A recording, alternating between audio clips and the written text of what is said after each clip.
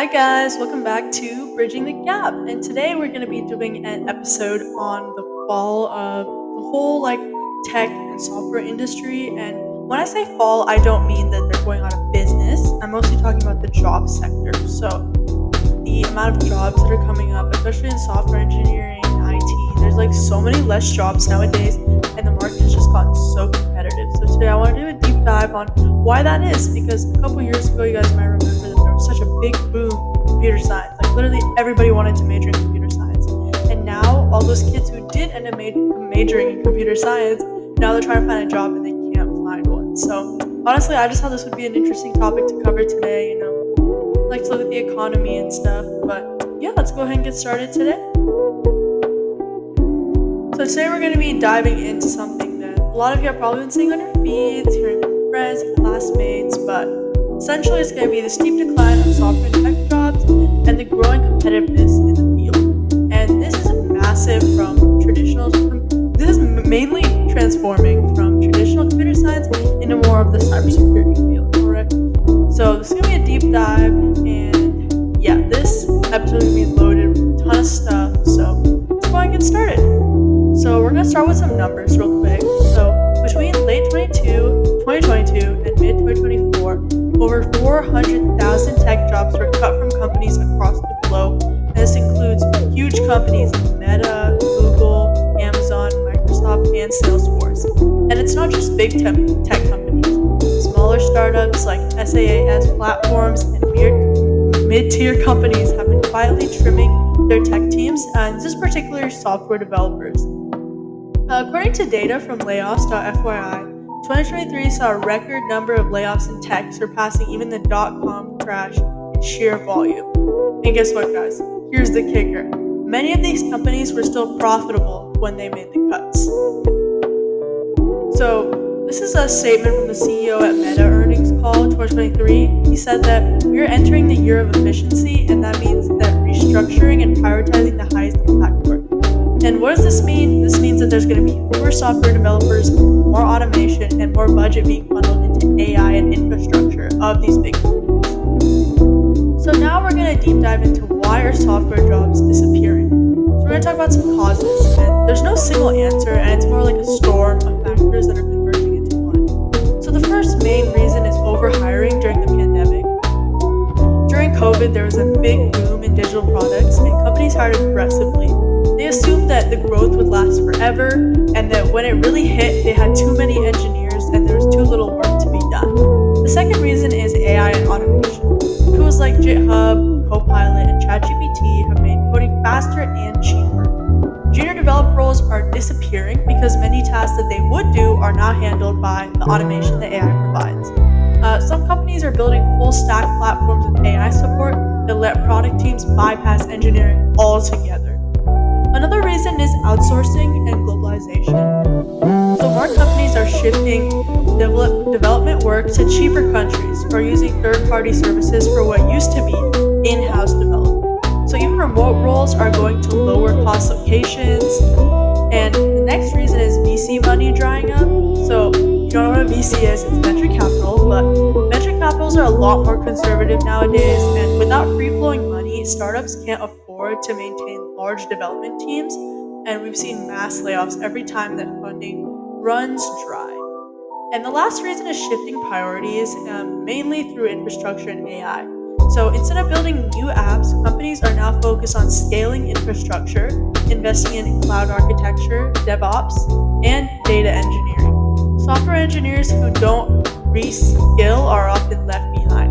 So reskill generally means that they find a new niche to go into that's not software engineering or data analytics or anything around the programming area.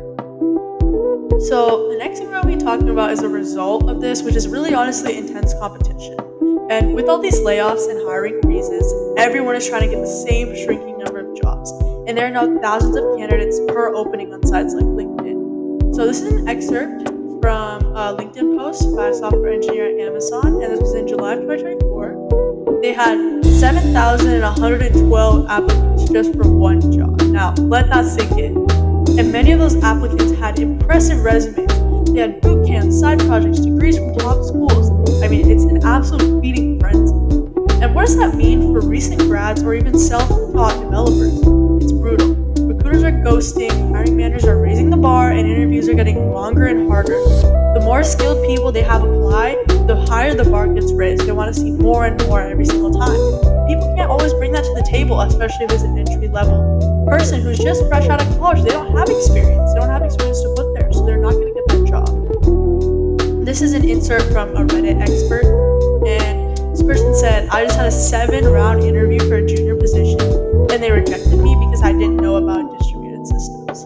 Now, it's no longer just enough to know about how to know JavaScript and React. Now you need system design, data structures, cloud certs, and maybe even GitHub repo that's trending. So just like knowing the basic programming stuff isn't enough to get you a job. You need to know all these small little details and things, especially within AI, to even be considered for an opening. Next, we're going to be talking about the shift to cybersecurity, and a lot of people are calling it a safer bet for computer science jobs. So with all this chaos in traditional computer science jobs, what are people doing? A lot of them are switching to cybersecurity, and there's a solid reason for that.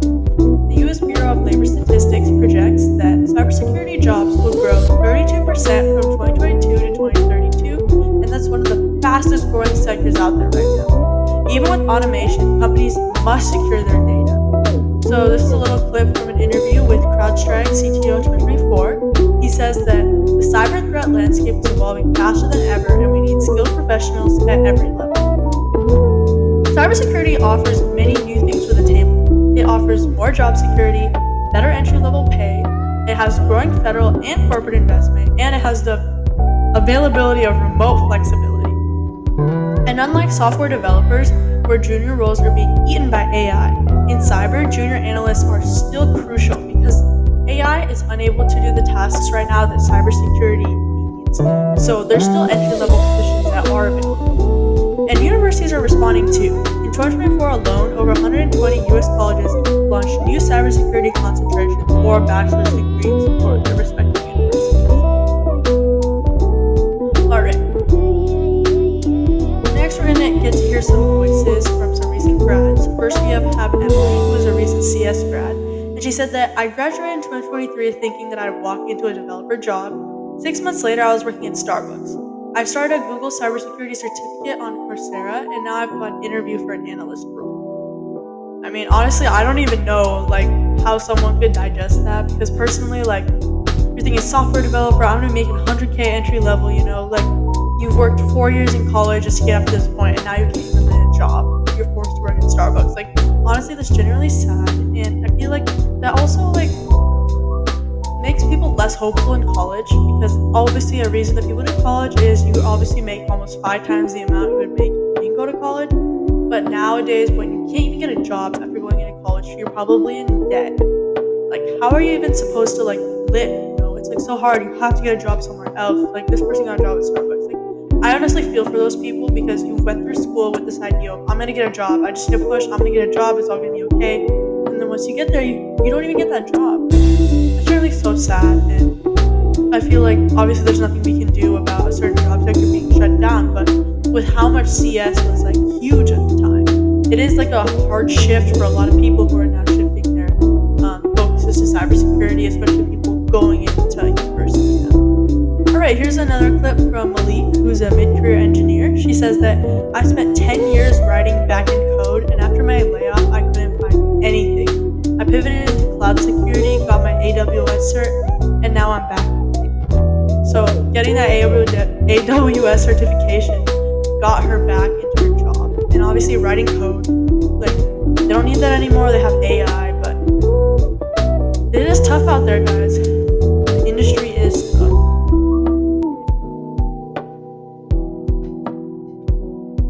Alright, before we move on to the next segment, I just wanted to give a little personal excerpt, just some personal experience that I've had with this whole thing, because obviously it has affected me in a way, which is why I wanted to talk about it. But one of my friends, his older brother is around 6 years older than us, and he graduated college last year, and he majored in computer science, and he's been looking for a job for a year now, and he still hasn't been able to get one. And the kicker of this all really is that he had an internship his junior year of college, and he made like about $38 an hour, which is pretty crazy, especially for an internship. That's like a lot, right? And he still hasn't been able to get a job, and it's been like a year. He's been living at home with his parents, and like it's honestly so sad because like he got a full ride in college. Like he is a smart kid. He has done like so many certifications. He's done internships, but he's not able to get a job because there's just no entry level positions available for I was about to say social security for computer science right now. So I think that's very sad. And another thing that I also wanted to say was that my dad actually does have a computer science degree, and he did work as a software programmer for a long time, and now he's transitioned over to more of a manager role.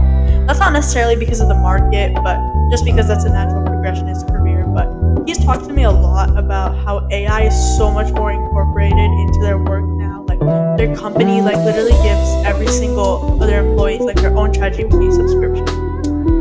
And I feel like that's like honestly kind of crazy. And obviously my dad's role as a manager is to help people complete their tasks and guide them, give them the right tools they need to do what they do. But most of the stuff they do doesn't have to do with coding, but rather compiling data, completing projects, talking to the clients, like trying to like get things done, file claims. And a lot of less of it is actually programming.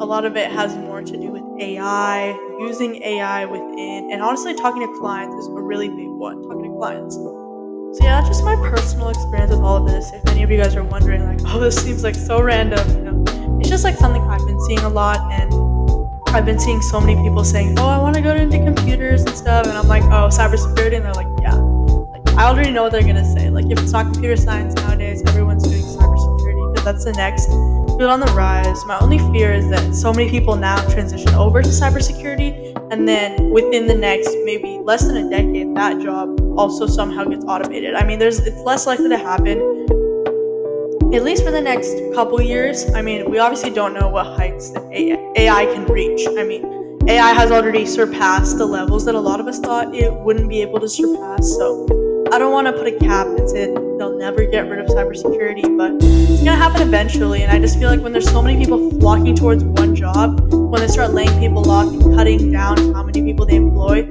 it just affects that group of people so much more than like if it's for any other job, because it's not like people are flocking towards medicine right now. There's always competition. There's always so many applicants, but that's just how it always is.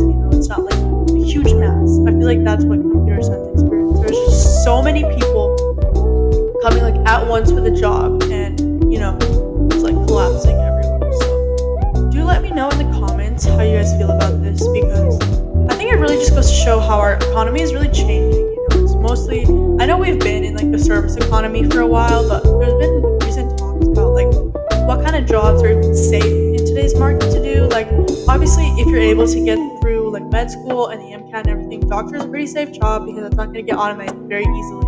I mean, it's not going to get automated very easily. Another one is a lawyer, because you can't have an AI robot argue your case. AI can help you condense court files or condense research, but it can't argue a case for someone, obviously. I think another big emerging field right now is like psychology and psychiatrists, because so many people nowadays, there's a lot of mental health issues, especially with the rise of social media and stuff. So I think that job sector is actually growing a lot, especially that nowadays, a lot of people, they have enough money to put food on the table, they're living good lives, they have that extra disposable income to now focus on my mental health. How am I feeling? How can I make myself feel better? How can I increase the quality of my life? Not to say that people in the past didn't have mental issues, but it's just that there was more important things at the time. There's like, okay, when's my next meal going to be? How am I going to feed my family? That was more important than the state of my mental health. And obviously that's not the case anymore. I'm not saying for everyone it is, but most people, especially in the internet age, they have access to money, they are fed, they don't have to worry about bills. Not that they don't have hard jobs, but they don't have to worry about paying for food or having a roof over their head. So a lot more people now can focus on mental health and enhancing the quality of their life. And again, as I was saying, I don't want anyone to take this personally. It's not a direct attack on anyone who can't afford to keep a roof over their head, or they can't afford to feed their children. But I'm just saying that there's a growing middle class. Middle class keeps growing, where people have that extra disposable income when they now rather spend it on therapy to make themselves feel better, live a happier life, rather than spending it on another purchase or like more clothes or something. People are more willing to spend in psychology and psychotherapy and just things like that in general.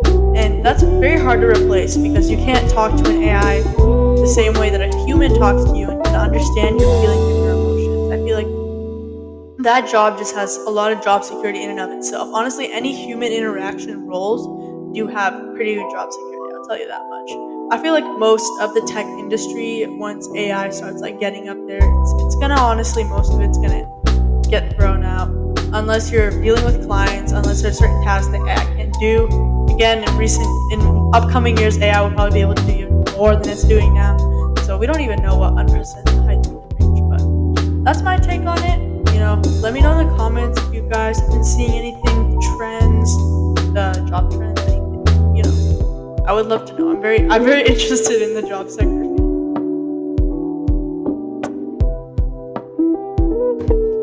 Little water break.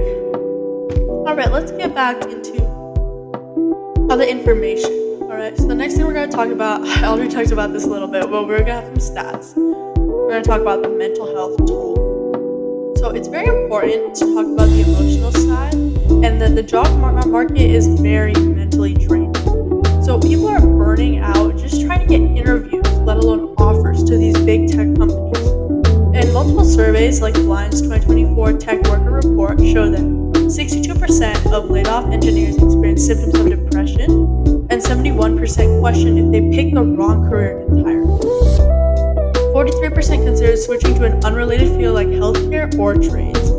So the myth of tech equals guaranteed money is collapsing. Like I talked about that at the time. It was like, oh, as long as you major in computer science, you're gonna be making 100K. That's collapsing a lot, and it's honestly hitting Gen Z the hardest because some of older Gen Z is when this all kind of started and people started majoring in it, right?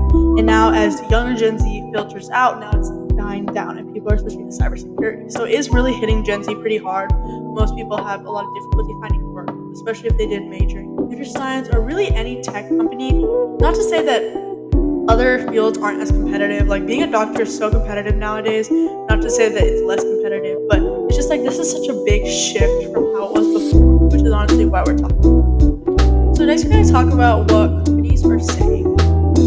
And not all companies are completely tone deaf though, so some are acknowledging the shift. So there was a Google blog post April 2024, and it said that while we embrace AI-powered development, we recognize the need for a new kind of engineer, one who can work with security in mind, leverage AI responsibility, and architect scalable systems. Sorry guys. So there's still a demand, but it's demand for multi-skilled, adaptable talent. So companies are also investing more into cybersecurity, hiring pipelines like apprenticeships, bug bounty programs, and partnerships with cyber communities. Last thing we're going to talk about, what can you do? So I highly doubt we're talking to any CS or recently graduated computer science majors, but I'm just going to give you guys a quick rundown if you're ever in this situation, like what should you do?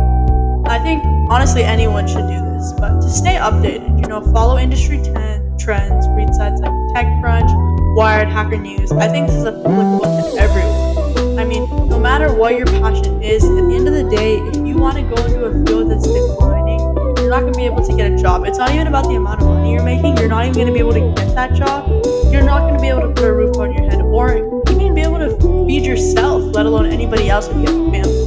So that's just a big thing to look out for. Like, obviously it's different to want to go into a job that pays less, and I am not discouraging anybody from that. You should follow your passions. But the only thing I'm advising is that if you are trying to go into a field and it's like they're all cutting, they're paying people, they're laying people off, and nobody's able to get a job, you don't want to go into that field because you're not going to be able to make any money. You're not even going to be able to do the job that you love so much because you're not even going to get hired. So honestly, at that point, I would consider other interests and stuff. Obviously, money is not everything, but at the end of the day, you at least need the job to be able to do what you love. If you understand what I'm saying, I'm not trying to be rude to people or be very blunt, but that is the reality of it, so we got to look out for that, you know what I mean? So another option is to reskill, and this means learning cybersecurity basics, cloud computing, or DevOps tools. DevOps is super major right now. I know my uncle works in DevOps. the hours are absolutely horrendous, and it's so hard, especially if you have a family, because it's so hard to separate work and family life balance. But you just graduated college, you're single right now, living the dream life. It could be a good job to go into. Pay is really good, but the hours are absolutely terrible. You gotta wake up, you gotta work in the night, you gotta work all hours of the day. The hours are honestly insane. That's the only reason I would not advise anyone to go into there. But it does pay pretty well. Alright, so you can also consider CompTIA, Google Cyber Certificates, or AWS training. So also, guys, everyone should network. Join meetups, Discord servers, and LinkedIn groups where they can find you jobs or link you to hiring managers. And most jobs are filled via referral. So a lot of people that do get hired, they're referred from someone else. So if you're able to sustain those connections and make them, it's a lot easier to get a job. So the last thing you can do is build projects, but make them impactful. Like, show you can solve real problems and not just clone apps that are honestly already existing. So now I wanted to talk a little bit about the economy right now. And obviously right now the economy isn't the best, and we're seeing like a bit of a lowdown in the economy just due to the high tariffs and honestly like how expensive everything's been getting. Not gonna lie, like even over like the past couple months, like stuff has really gone up in price, and that we're gonna start seeing that in the economy soon. Obviously the economy is a couple months behind like what we see as trends as consumers and customers, but we are kind of heading into a recession/depression. Not anything like the Great Depression, but like somewhere along there, we're kind of heading there. So, everyone just choose your best career. At the end of the day, you can't find employment after you got your degree. There's nothing you can do about it. You just got to adjust and keep going. I mean, that's what life is. It's not very predictable. We're not always going to know the outcome of what happens. So we got to be ready to change and adapt to situations, So, yeah, honestly, that's my take right now. I don't want to get too political about it, but I think we can all agree that we are going into a recession or depression. So, yeah, I just wanted to include another couple of personal excerpts of trends that I've been seeing in the industry, especially in the workforce. I've been seeing a lot more people who are getting hired, or people who are even keeping their jobs, are all seniors. Like, they've had maybe 10 to 20 plus years of experience in the field. Anybody with less is honestly getting laid off because they can just fill someone who has more experience in that role. And most of the time, AI. They just want people with experience to oversee AI, because right now it is still pretty new. I know AI has been around for a couple years now, but it's still pretty new, so they still need people to look over it and make sure it's like doing what it needs to be doing right. Honestly, like, you can just blindly trust it right now. So those are the roles that are staying. So even if you do feel like companies are still quote unquote hiring, if you're fresh out of college or you have a couple years of experience, they're not hiring for you, they're hiring for people who have more experience. So that's just all I'm trying to say. Put that out there for anyone who's trying to go into other fields. But that's all I have today, guys. Let me know what you want me to do next time. I do have a couple of episode ideas. I was thinking of doing one on doing a startup or a venture capital. I know it's very businessy, but my episodes are honestly all over the place. So if you guys would like something else, I can also do some favorites for high school. Time management is a big one, guys. Time management is a big one. I can do a good episode on time management. I just feel like you need a visual for time management. Like, I want to show visuals, how to break down your time, how to manage it better. So I don't really know specifically what you want me to do, but do let me know in the comments which episode you'd like to see.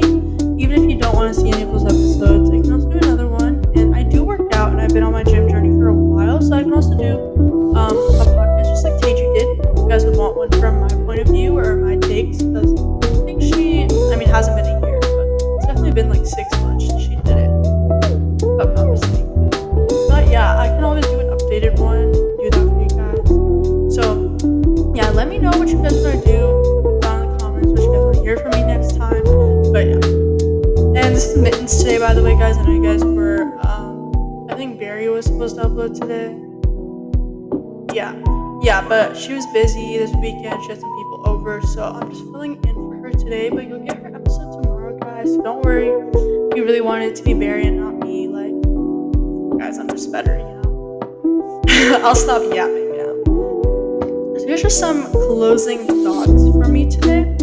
So yeah, it is a very hard time to be a software engineer, but it's not completely impossible.